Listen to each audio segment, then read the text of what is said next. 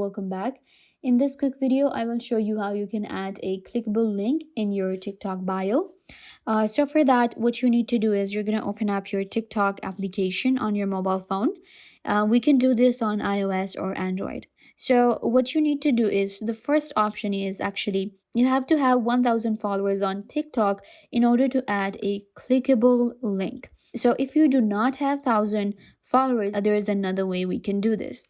You have to click on these three lines at the top, click on settings and privacy. Now you will scroll down to report a problem.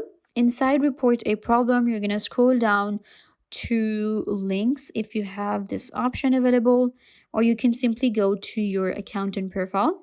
And now we have login, email and phone number, profile page, and here you will find linked list and others maybe. Okay, and we're gonna select need more help.